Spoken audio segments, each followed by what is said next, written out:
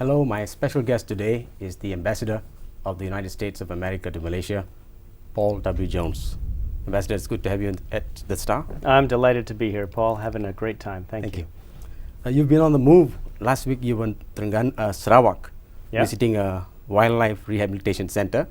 Yesterday you were in Terengganu visiting schools, and you've also been up to Batu Caves. You're having a good time. We're having a wonderful time, and there's a lot to see in this country, but there's a lot of partnership that we have going in a number of different areas, and you mentioned a couple. Education in Terengganu particularly. In Sarawak, we work on cultural preservation, conservation, and a number of different issues, and I'll be up in Penang next week. I've interviewed several of your predecessors.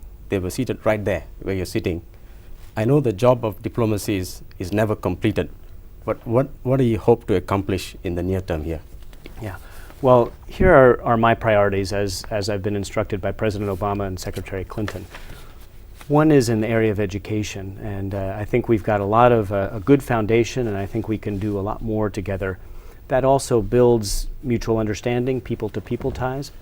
Another interesting one that President Obama is very focused on is entrepreneurialism. He hosted a summit almost 1 year ago, and a couple of people from Malaysia went. We have a number of programs to support entrepreneurialism, outreach to youth. So we've got English language, we've got educational ties, entrepreneurialism, trade and investment, big areas where I think we can make some progress on negotiations that we have going on this year on the Trans-Pacific Trade Partnership. And generally increasing our mutual understanding. I think there's a lot we can do in the area of cultural interaction, which we've started on. So I'm excited and optimistic about the years ahead. After going through several cycles, U.S.-Malaysia relations, I would say, is now at the cruising altitude. And do you foresee any big change in the next decade or so that will make us soar even higher? Well, a decade is a long way to look ahead, but 5 to 10 years.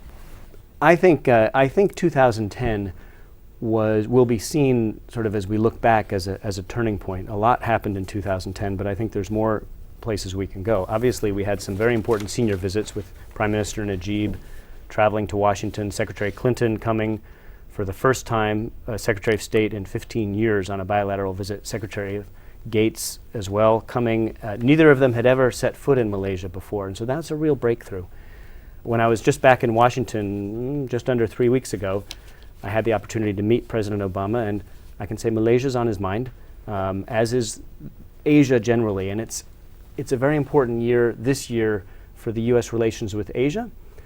It's a very important year for engagement in Southeast Asia, and I think Malaysia is a real focus of that.